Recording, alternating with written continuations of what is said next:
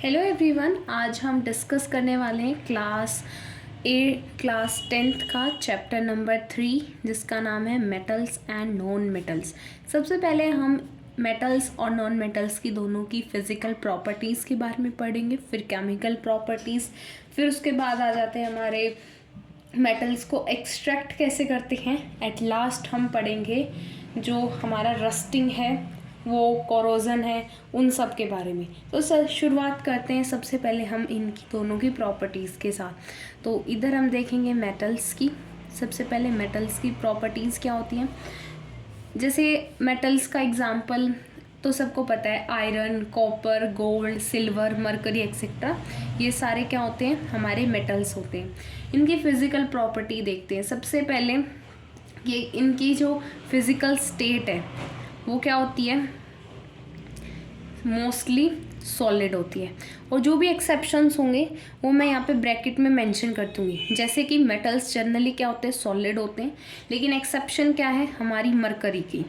Mercury liquid होता है, यहाँ पे मैंने लिख दिया लिक्विड, ठीक है। मेटल्स में फिजिकल स्टेट सॉलिड होती है, लेकिन एक्सेप्शन है मरकरी जो कि लिक्विड फॉर्म में पाया जाता है। नेक्स्ट है लस्ट्रस। लस्ट्रस यानी कि इनका क्या होता है, शाइनी सरफेस होता है, लेकिन इसमें भी हमारी क्या है, सोडियम। Na क्या है, सोडियम एंड पोटेशियम, ये हो गया हमारा K। नेक्स्ट इनका होता है high melting point. Melting point पता है, मेल्ट होने की का जिस पॉइंट पे मेल्ट होना स्टार्ट करते हैं तो मेटल्स, वो होता है हाई मेल्टिंग पॉइंट होता है इनका। लेकिन एक्सेप्शन है कि इनकी ये मेटल्स होते हुए भी गैलियम और कैल्शियम, ये दोनों ही मेटल्स हैं, लेकिन इनका लो मेल्टिंग पॉइंट है। नेक्स्ट है फिर हमारा डक्टाइल। डक्टाइल क्या होता है, हम इन्हें वायर बना सकते हैं, तो इनकी डक्टिलिटी होती है थिन वायर्स में बना देना, लेकिन एक्सेप्शन क्या हमारा, सोडियम और पोटेशियम। नेक्स्ट है फिर good conductor of electricity. Metals क्या होते हैं, गुड कंडक्टर्स होती हैं इलेक्ट्रिसिटी के। इसमें आप देख सकते हो जैसे मरकरी इंसुलेटर होता है, लेकिन अगर आप वैसे देखेंगे जनरली कोई एक्सेप्शन होती नहीं है। फिर है हमारी हार्ड होते हैं, मेटल्स क्या होते हैं, हार्ड होते हैं, लेकिन एक्सेप्शन सोडियम एंड पोटेशियम। फिर मेलिएबल नेचर। मेलिएबल क्या होता है, हम इन्हें थिन शीट्स में बीट कर सकते हैं, यानी पीट कर इनका एक शीट बना सकते हैं, लेकिन सोडियम और पोटेशियम हमारी क्या है, एक्सेप्शन है। ये तो हमारी थी इलेक्ट्रिसिटी। इलेक्ट्रिसिटी तो सब कंडक्ट कर देते हैं मेटल, लेकिन हमारा जो 8th पॉइंट आता है वो आता है गुड कंडक्टर ऑफ हीट। आपको ध्यान रखना है इलेक्ट्रिसिटी और हीट के कंडक्टर में फ़र्क होता है। तो हीट में जो लीड है, लेड और मरकरी, ये दोनों ही क्या होते हैं हमारे, पुअर कंडक्टर ऑफ हीट होते हैं। इलेक्ट्रिसिटी के तो सही है, ये क्या होते हैं, पुअर होते हैं हीट के। नेक्स्ट है हमारा सोनोरस। सोनोरस क्या होता है, जब हम इन्हें हिट करते हैं तो एक साउंड प्रोड्यूस होती है। जैसे मेटल्स को हम किसी भी चीज़ से हिट करते हैं तो डेट विल प्रोड्यूस साउंड। और अगर आपसे पूछा जाए कि good conductor of heat metals में कौन सा मेटल होता है, तो आप यहाँ पे लिख लेंगे, हमारा होता है silver, Ag silver and Cu copper. ये दोनों ही हमारे गुड कंडक्टर ऑफ हीट होते हैं, ये एक्सेप्शन नहीं है, ये हमारे अच्छे होते हैं। देखो गुड कंडक्टर ऑफ हीट हमारे Ag और Cu, ये अच्छे होते हैं। सोनरस में बता चुकी है, वो मैंने ध्यान नहीं दिया। पेज में विजिबल अब होगा, आई होप अब विजिबल होगा।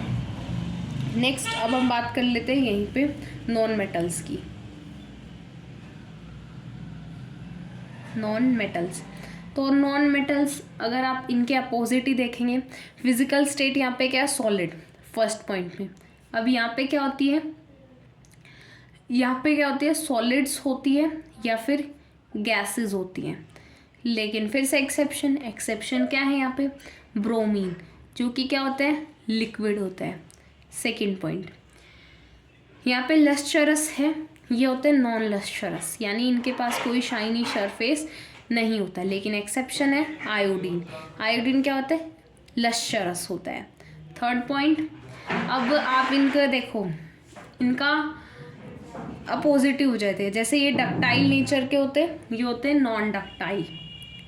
नॉन डक्टाइल, फिर आप लिख सकते हैं ये मैलिएबल होते हैं। यहाँ पे देखो मैलिएबल, ये क्या होते हैं, ब्रिटल होते हैं। ब्रिटल क्या होते हैं कि जो टुकड़े में टूट जाता है, इन पर अगर हथौड़ा मारते हैं जैसे मैलिएबल पर तो ये शीट में कन्वर्ट हो जाते हैं। ये ब्रिटल होता है, इनका चूरा हो जाता है। लेकिन एक्सेप्शन है क्या, डायमंड, क्योंकि डायमंड को जब हम हिट करते हैं ना तो वो टूटता नहीं है, उसका चूरा नहीं होता। और जो हम डायमंड बनाते हैं ना वो हम काट कर बनाते हैं, यूँ कहते हैं कि कांच से कटता है, वो मेरे को पूरे डिटेल में नहीं पता, लेकिन इसके चूरे नहीं होते डायमंड के, ब्रिटल नेचर नहीं होता इसका। वैसे नॉन मेटल्स का ब्रिटल नेचर होता है। फिर हम बात कर लेते हैं, नॉन मैलिएबल हो गया, मैलिएबल हो गया, नॉन डक्टाइल, नॉन लस्टरस, फिर नॉन सोनोरस। यहाँ पे हमने देखा था सोनोरस आवाज़ प्रोड्यूस होती है, ये होते हैं नॉन सोनोरस। पुअर कंडक्टर होते हैं, किसके, हीट के भी और इलेक्ट्रिसिटी के भी, लेकिन एक्सेप्शन है, poor conductor heat and electricity. Electricity के केस में एक्सेप्शन है क्योंकि जो ग्रेफाइट है वो गुड कंडक्टर ऑफ इलेक्ट्रिसिटी है। ठीक है, फिर नेक्स्ट हमारा क्या रह गया, आई थिंक कंप्लीट हो गए। यस, इसके 60 पॉइंट्स हैं। यहीं पे जो हमारी प्रॉपर्टीज़ हैं वो कंप्लीट होती हैं। हमने पहले मेटल्स की प्रॉपर्टीज़ देखी जो हम यहाँ पे डिस्कस की, फिर हमने अब नॉन मेटल्स की। अब हम इनकी केमिकल प्रॉपर्टीज़ के बारे में देखते हैं। केमिकल प्रॉपर्टीज़ ऑफ मेटल्स,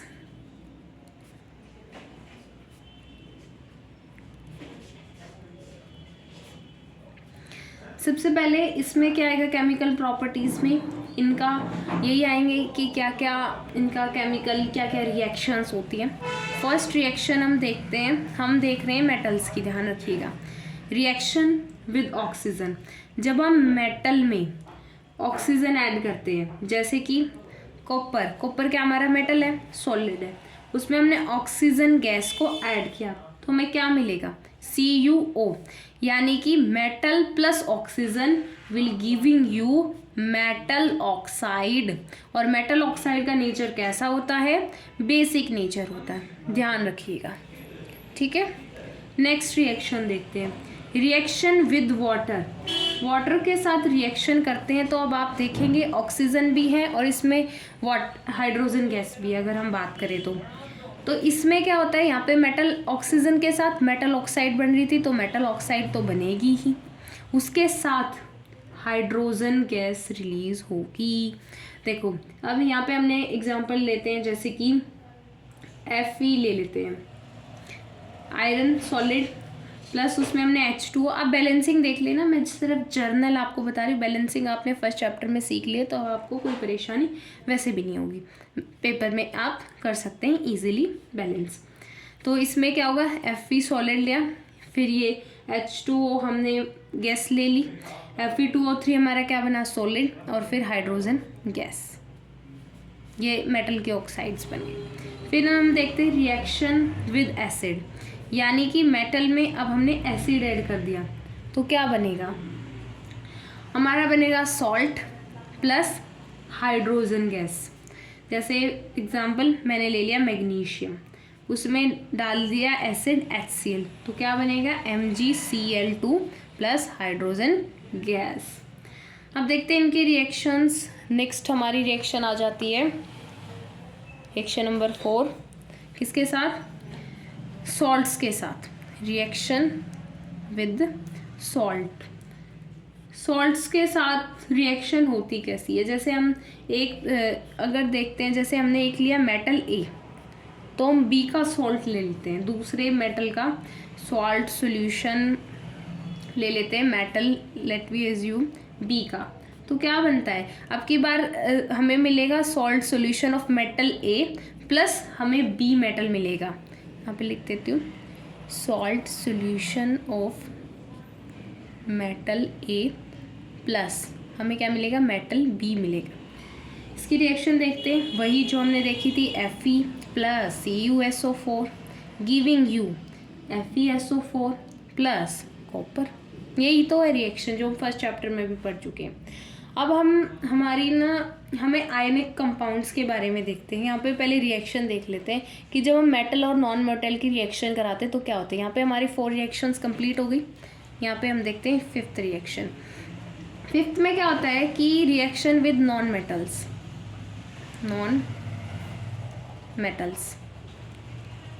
हमने मेटल लिया प्लस नॉन मेटल, तो क्या देगा ये, गिविंग यू आयनिक कंपाउंड। जैसे कि हमने मेटल ले लिया सोडियम, और जैसे Na+Cl गिविंग यू NaCl। ये सिंपल लिख दिया, हालांकि हम इसे ऐसे लिखते नहीं हैं क्योंकि ये क्या है, आयनिक कंपाउंड बन जाते हैं। उसको हम अब डिटेल में आगे देखने वाले हैं।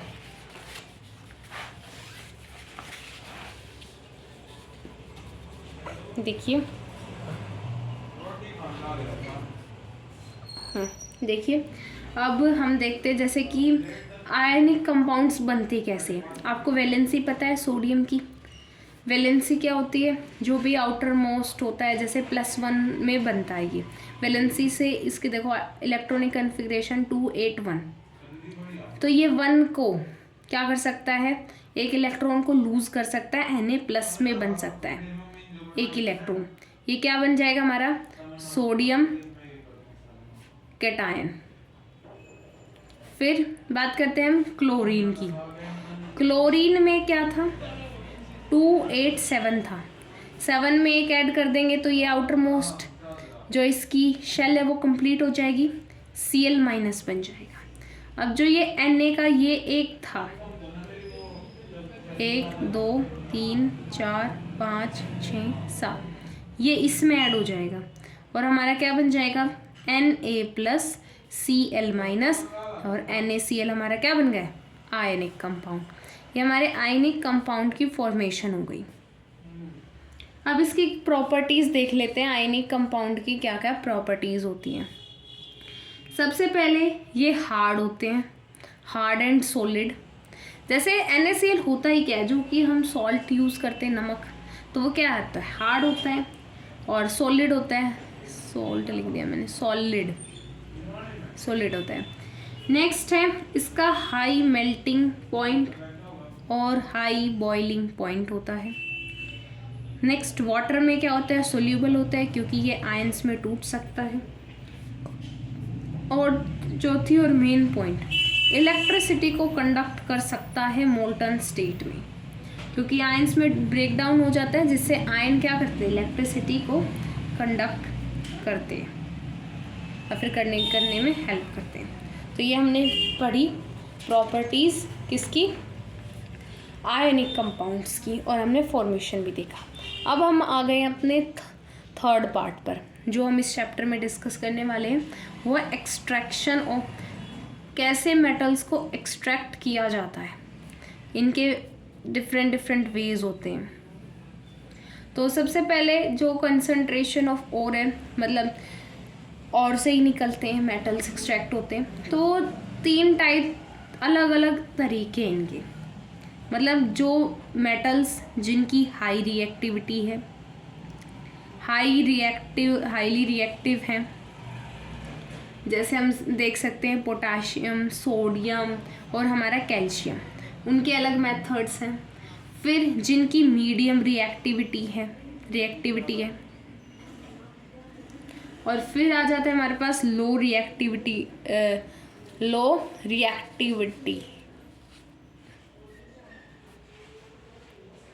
अगर हम मीडियम की देखें तो कौन कौन होते हैं हमारा, जैसे जिंक, आयरन, लीड, पीबी आ जाता है हमारा, पीबी होता है ना लीड, तो एक्सेट्रा। लो में आ जाते हैं हमारे पास मरकरी, कॉपर, एक्सेट्रा। तो इसमें हम हाई रिएक्टिविटी मेटल्स को, जिनकी हाई रिएक्टिविटी होती है, इनका इलेक्ट्रोलिसिस करते हैं। इलेक्ट्रोलिसिस आपको पता है, हमने चैप्टर 1 में भी पढ़ा था, कैसे हम वाटर को सेपरेट वाटर को ब्रेक डाउन करते हैं उनका किसमें, हाइड्रोजन गैस में और ऑक्सीजन गैस में। इनका इलेक्ट्रोलिसिस होता है मोल्टन ओर का, और फिर हमारा डायरेक्टली क्या हो जाता है, मेटल प्योर हो जाता है, प्योर मेटल हो जाता है। इसका बहुत सिंपल सा है। फिर जो मीडियम रिएक्टिविटी है इसमें होते हैं दो आते हैं हमारे पास, ये दो टाइप से मिलते हैं जो मीडियम रिएक्टिविटी वाले हैं। या तो ये मिलते हैं कार्बोनेट ओर में,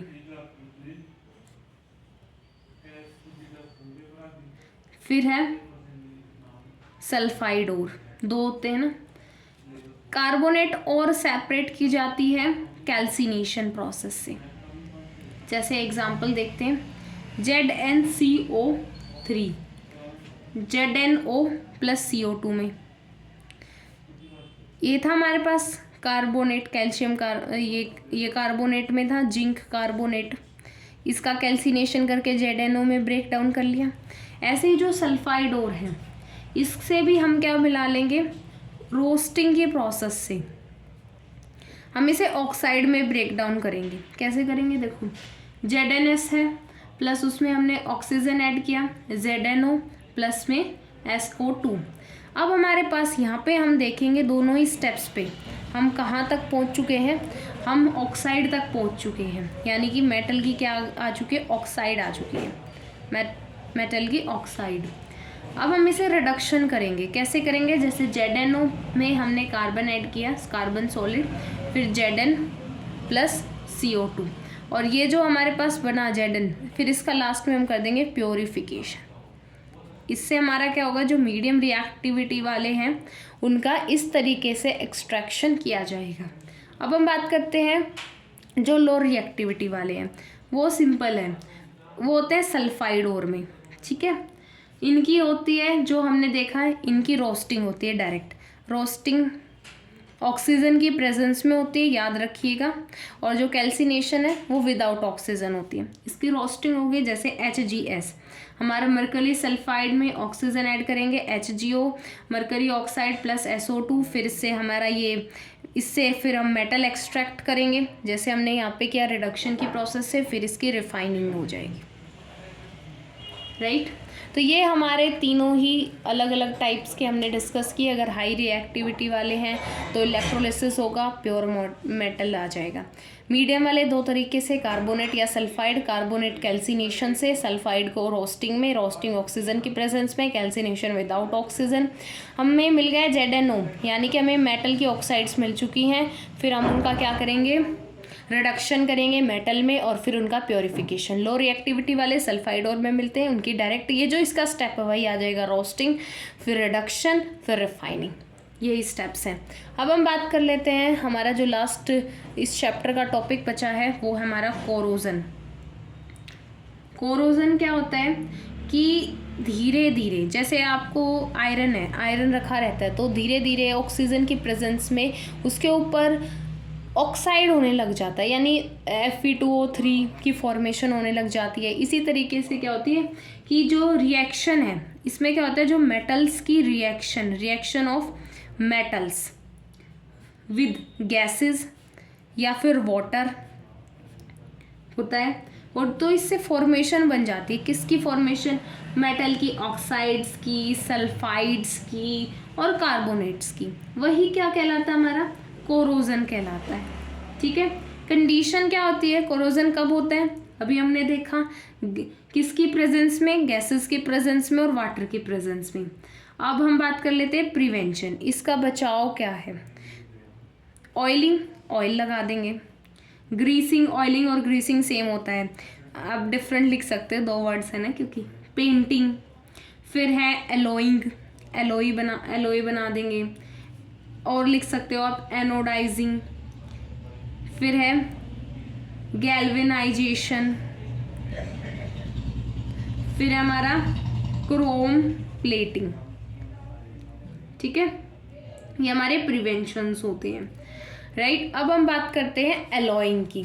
एलॉइंग वैसे हमने देख लिया कि कोरोजन से बचने के लिए हमें क्या यूज़ करते, मतलब हम एलोइक मेथड यूज़ कर सकते हैं। अब कैसे करेंगे, एलोइंग कैसे बनाते हैं, डिफरेंट डिफरेंट एलोइज में क्या क्या होता है वो हम देख लेते हैं। देखो सबसे पहले आता है हमारा स्टील। तो स्टील में आपसे पूछा जा सकता है इसमें क्या क्या होता है। इसमें आयरन प्लस कार्बन ऐड किया जाता है, वो हमारा स्टील बन जाता है। नेक्स्ट है स्टेनलेस स्टील। ध्यान रखने वाली बात है कि स्टेनलेस स्टील और स्टील दोनों ही डिफरेंट डिफरेंट एलॉयज होते हैं और इनके वो भी अलग अलग होते हैं कॉन्स्टिट्यूट्स। देखो स्टील में होते हैं iron plus carbon, stainless steel में होते हैं आयरन, निकल और क्रोमियम। ठीक है, फिर हम बात कर लेते हैं ब्रास और ब्रॉन्ज। ये दोनों ही इम्पोर्टेंट है। देखो आपको कंफ्यूजन कहाँ होगा, आपको पता है कि ब्रास और ब्रॉन्ज दोनों में ही क्या है, कॉपर है, लेकिन दूसरे वाले में कंफ्यूजन होगा। अब आपको पता है एक में जिंक आएगा एक में टिन आएगा, लेकिन आप कंफ्यूज हो जाते हैं। तो हमेशा याद रखना जिसमें जेड है उसमें दोबारा जिंक नहीं आएगा, यानी Zn नहीं आएगा। तो किस में आएगा, उससे अपोजिट वाले में आएगा। तो ब्रास में Z नहीं है तो जिंक आएगा, Z वाला आएगा, और जिसमें Z है उसमें हमारा आएगा टिन। ठीक है, Sn टिन ये आएगा। फिर हम नेक्स्ट बात कर लेते हैं फिफ्थ एलॉय की। एक होता है हमारा एमलगम। एमलगम क्या होता है, जब हम कोई भी मेटल लेते हैं प्लस मरकरी ऐड कर देते हैं तो उस एलॉय को बोलते हैं एमलगम। ठीक है, याद रखिएगा। 6 हमारा क्या है, लास्ट है सोल्डर। सोल्डर है लीड प्लस टिन, इनको मिला के हमारा सोल्डर एलॉय बनाया जाता है। हमारे चैप्टर ये यहीं कंप्लीट होता है। आपको ये चैप्टर कैसा लगा, ये वीडियो कैसी लगी, कमेंट सेक्शन में ज़रूर बताइएगा। Till then bye. आप हमारी वीडियो को like, subscribe and share our YouTube channel the career coach.